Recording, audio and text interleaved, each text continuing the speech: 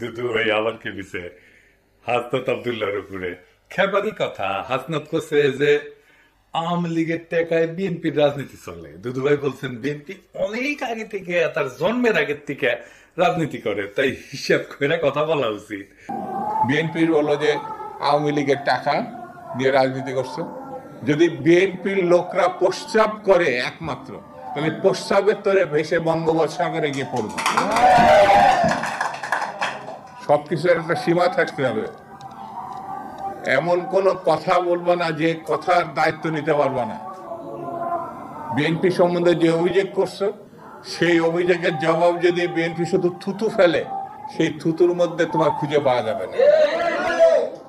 সেই জন্য আমি বলবো হিসাব করে কথা বলা, হিসাব করে চলা, আর গণতান্ত্রিক রীতিনীতি মানা। পোলা পাইন করলে বহুত ব্যর্থ আছে দুদু ভাই। ঠিকই কইছেন, ঠিকই কইছেন। সব জায়গায় দুদু ভাইয়ের লোক ঢুকেছে, একেবারে ফাউল এগুলো। আপনি একজন বিশিষ্ট রাজনৈতিক নেতা, আপনি খাবার গেছেন, আপনার মুরগির ঠ্যাং দিবি না, তাই বলে দেখেন রানের পিস না দেয় দুদু ভাইয়ের কি রাগ। ঠিক আছে না? আমি কনফার্ম ওই মেসিয়ার না এনসিপি করে, ছাত্রদের দল করে। এরপরে দুদু ভাই খাবার গেলে না 2টা রান দিবেন, হ্যাঁ, আর ব্যান্ডে দিবেন খিলানোর পরে। উনি খাবি আবার ব্যান্ডও নিয়ে আসবি। তো আসেন আমরা না ইতিহাস দেখি। দুদু ভাই কইছে মুরব্বী মানুষ তো ইতিহাস দেখা দরকার। তো দুদু ভাই মাঝে মাঝে ফাউল করে আর একটা বাড়ি খায়, কিছুদিন ঠান্ডা থাকে। ওটাই একটা কাজ। বিএনপির যে কি কাজ সেটা অবশ্য জানি না। হ্যাঁ, জানতাই কোনো গতি সেটাকে সহসভাপতি, তো উনি তো সহসভাপতি। তো সহসভাপতি আর বেটা হচ্ছে দুদু একই জিনিস। বিএনপির দুদু ভাইয়ের কাজ হয় এক, ওনার কোনো কাজ নাই আসলে। বিএনপির মধ্যে ঐতিহাসিক ভাবে আওয়ামীপন্থীরা কাজ করে। পাগলা ফজলু একটা উদাহরণ, হাবিবুর রহমান হাবিব আর একটা উদাহরণ। উনি নাকি জামাত ইসলামের লোকদেরকে মসজিদে ঢুকতে দিবি না, নামাজের ইমামতিও করবে দিবি না।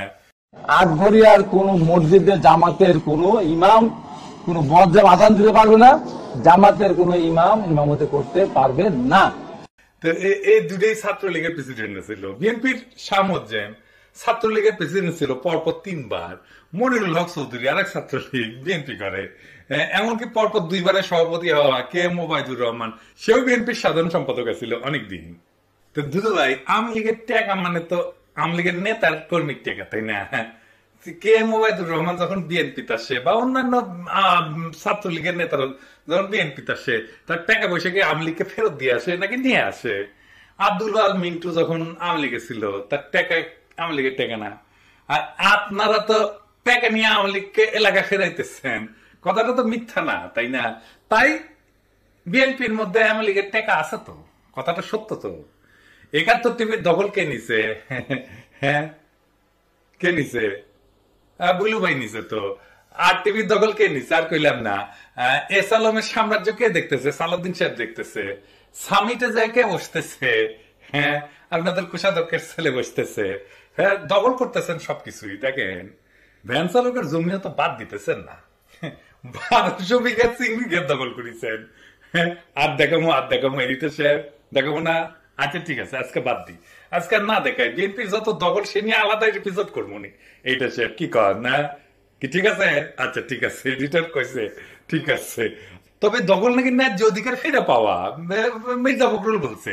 এটা দখল বলা ঠিক না, আমি বিশ্বাস করি নাই যে এটা কইছে মির্জা ফখরুল ভাই।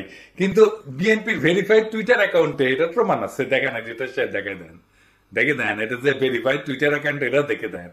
আওয়ামী লীগের মিছিল করে দিতেছে আপনাদের লোক। আওয়ামী লীগের লোক ছাড়া আপনাদের বিএনপি কার্যালয় উদ্বোধন হয় না। দেখেন যে কটা জায়গায় আওয়ামী লীগ মিছিল করেছে সেগুলো স্থানীয় ভাবে বিএনপির টাকা দেওয়া হচ্ছে, আমরা খবর পেয়েছি। আমাদের কাছে সব খবর আছে। 2-1 জায়গায় বিএনপি ধাওয়া দিচ্ছে সত্য, তবে এগুলো স্থানীয় অ্যারেঞ্জমেন্ট। আমি জানি না টাকা না পেয়ে ধাওয়া দিচ্ছে কিনা, সেটাও হইতে পারে। আমার ক্ষুদ্র ভ্রাতার ভগিনী দেখই আওয়ামী লীগ এখন নিষিদ্ধ সংগঠন। মিছিল করতে দেখলে একাই আগে যাবেন, একা থাকলেও ধাওয়া দিবেন, একা ধাওয়া দিবেন, 2 হাতে 2টা ইটা নিবেন, ইটে নিয়ে ধাওয়া দিবেন। এটা মিছিলে ধাওয়া দিয়ে দেখেন, এগুলো ভিতর ডিম। আপনি একলা ধাওয়া দিলে পলাবেন, লিগে রাখতে পারেন, মাইরা হাড্ডি গুড়া গুড়া করে তেনা বানায় দিবেন, কিচ্ছু হবে না আপনার। নিষিদ্ধ ঘোষিত দলের মারি দিচ্ছেন, বাড়ি দিচ্ছেন, কিচ্ছু হবে না। আমি দায়িত্ব নিলাম, কিছু হইলে আমাকে কইবেন, আমি দেখবো। আসলে বিএনপি হয়েছে কি, বিএনপি করে আওয়ামী লীগ। বিএনপি আওয়ামী লীগ করিচ্ছে, এই বিএনপির আওয়ামী লীগ করা নিয়ে কথা বলি।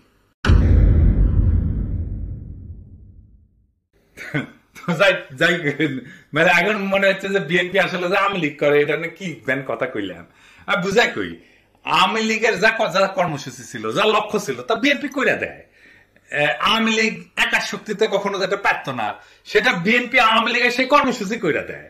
এখন দেখেন অনলাইনে বিএনপি আওয়ামী লীগ একই সাথে গেলায় আমাকে দেখেছেন, আমার কমেন্ট বক্সে দেখেন ফেসবুকে, বিএনপি আওয়ামী লীগ একই সাথে আমার গেলায়। তত্ত্বাবধায়ক সরকার কার দাবি ছিল? আওয়ামী লীগের দাবি ছিল। কোন সরকার সেটা বাস্তবায়ন করেছে? আইন সংশোধন করেছে, সংবিধানে ঢুকেছে, বিএনপি সরকার ঢুকেছে। জিয়া কি ছিল? বাংলাদেশে প্রেসিডেন্ট ছিল, তাই না? প্রেসিডেন্সিয়াল সিস্টেমই বাংলাদেশের জন্য সবচেয়ে ভালো। প্রেসিডেন্ট সিস্টেম এটা বিএনপির কর্মসূচি। প্রেসিডেন্সিয়াল সিস্টেম থাকলে আসে না জিন্দগি প্রেসিডেন্ট হবার পারলো না নি। আওয়ামী লীগের দাবি ছিল এই প্রধানমন্ত্রী শাসিত পার্লামেন্টারি সিস্টেম। এই বিএনপি নিজেরা রাষ্ট্রপতি শাসিত শাসন ব্যবস্থার পক্ষ হইলেও প্রধানমন্ত্রী শাসিত শাসন ব্যবস্থা প্রবর্তন করছে বিএনপি, আইন করে বিএনপি প্রবর্তন করছে।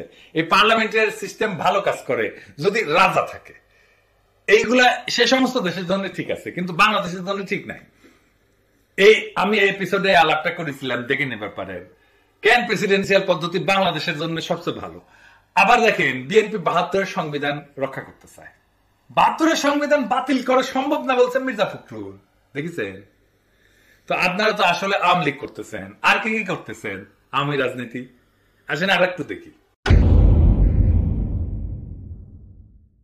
অসাম্প্রদায়িক বাংলাদেশ গড়া ছিল আওয়ামী লীগের রাজনীতি, আপনারা সেটাই করতেছেন। এই দেশে অসাম্প্রদায়িক বাংলাদেশ আর বিএনপি লেগে সার্চ দেন না গুগলে, দেখেন বিএনপির কোন নেতা বলে নাই এটা। তারেক রহমান পর্যন্ত বলেছে আওয়ামী লীগ মুক্তিযুদ্ধের চেতনা বাংলাদেশ গড়তে চায়, বিএনপিও তাই চায়, দেখেছেন?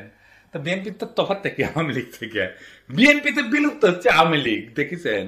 আপনারাই ডাকতেছেন আওয়ামী লীগদের বিএনপি করার জন্য।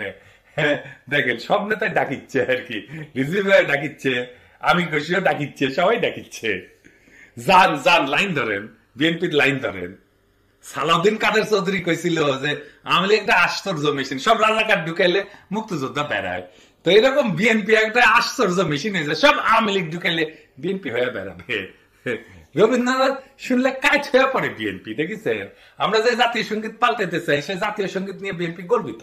দেখেন তারেক রহমান কইছে, কি আর বলবো, এই রবীন্দ্রনাথ বাংলাদেশে ইন্ডিয়ার আওয়ামী লীগের একটা পলিটিক্যাল প্রজেক্ট, সেটারে ঊর্ধ্বে তুলে ধরে বিএনপি। এখন বিএনপি আওয়ামী লীগের লোকেরা এসে খাও খাও করে ধরবি, আপনি না রবীন্দ্রনাথ নিয়ে এক বই লিখেছেন, আমি একটা কেন আমি ১০০টা বই লিখবো, তাতে কি যায় আসে? তাতে কিছু যায় আসে? জাতীয় সঙ্গীত একটা পলিটিক্যাল কোশ্চেন, একটা জাতির আত্মপরিচয়। আমি তো বদলিয়ারের কবিতার পছন্দ করি, রবীন্দ্রনাথ বাদী দেন, তা আমি কি বদলিয়ারের কবিতা নিয়ে এসে জাতীয় সঙ্গীত বানাবো? হ্যাঁ, বেকুব গুলা।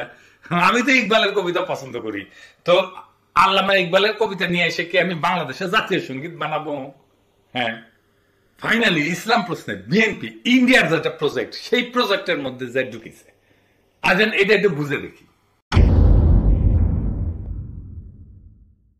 বিএনপি সবসময় ইসলাম প্রশ্নে একটা নমনীয় শ্রদ্ধামূলক অবস্থান নিত সৃষ্টির সময় থেকে, জিয়াউর রহমানের আমল থেকে। কিন্তু বেশ কিছুদিন থেকে একটা শক্তিশালী ধারা বিএনপির মধ্যে কাজ করতেছে, যারা মনে করে ইসলামপন্থী ধারা, বিশেষ করে জামাত ইসলামীর সঙ্গে বিএনপির সঙ্গ ত্যাগ করা উচিত। এইটা বাস্তবায়িত হয়েছে পূর্ণাঙ্গভাবে হাসিনা পতনের পরে। দল হিসেবে ইসলাম প্রশ্নে বিএনপি কিভাবে নীতিগত কৌশলগতভাবে মোকাবেলা করবে তা নিয়ে অবশ্যই তারা সিদ্ধান্ত নিতে পারে।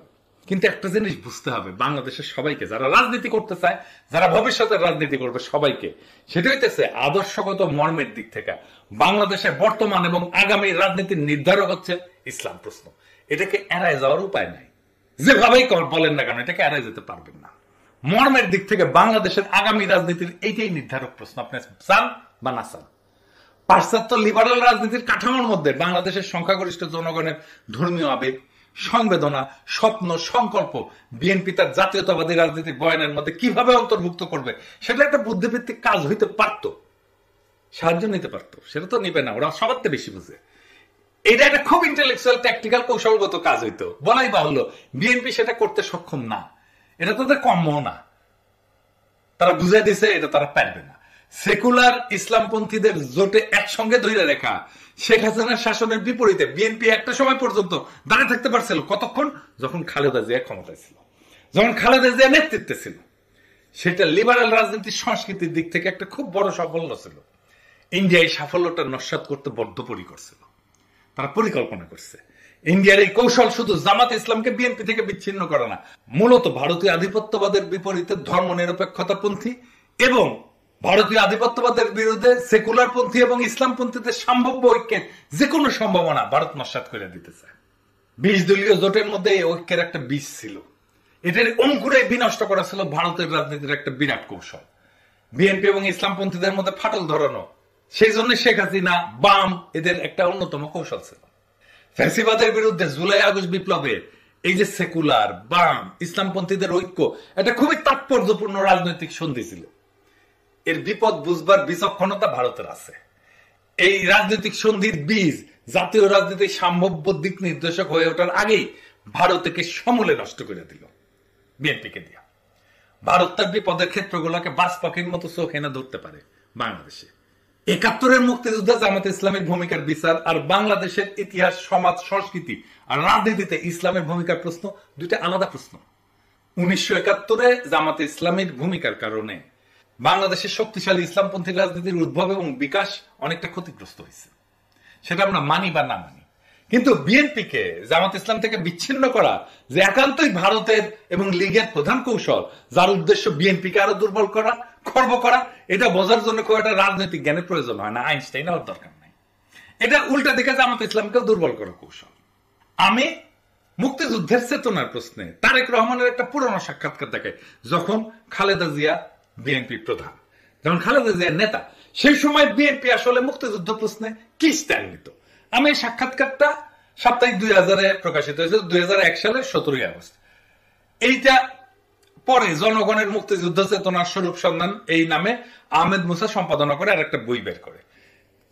তো সেই সাক্ষাৎকার বড়, কিন্তু আমি শুধু মুক্তিযুদ্ধ বিষয়ক অংশটা তুলে ধরতেছি। এখানে আমি সাপ্তাহিক 2000-এর প্রশ্ন এবং তারেক রহমানের উত্তর সেটা আপনাদেরকে বলতেছি। জামাতে ইসলামীকে কি আমি মুক্তিযুদ্ধের বিপক্ষ শক্তি বলবো না? আমি কিন্তু জিনিসটাকে ভিন্নভাবে দেখি, এটা আমার আগের জেনারেশন বলতো। আমি বলবো আসুন আমরা ভিন্নভাবে চিন্তা করি। 1971 সালে মুক্তিযুদ্ধ হয়েছিল, আমার বাবা মুক্তিযুদ্ধ করেছিলেন, তারা বুঝেছিলেন তারাই সঠিক কাজটি করছেন। জামাতকে অনেকে, আপনারা, আওয়ামী লীগ বলে যে তারা মুক্তিযুদ্ধের বিপক্ষ শক্তি। দেশ তো এখন স্বাধীন হয়ে গেছে। আমাদের সবচেয়ে বড় বাস্তবতা হচ্ছে দেশ কিন্তু এখন স্বাধীন। 71-এ জামাত হয়তো মনে করেছিল মুক্তিযুদ্ধটা ঠিক নয়, এ কারণেই হয়তো তারা এটার বিরোধিতা করেছিল। স্বাধীনতার পর জামাতের কোন নেতা কি বলেছে এটাকে আমরা আবার পাকিস্তানের নিয়ন্ত্রণে নিয়ে যাব? আমার তো মনে পড়ে না কোথাও তারা এটা বলেছে।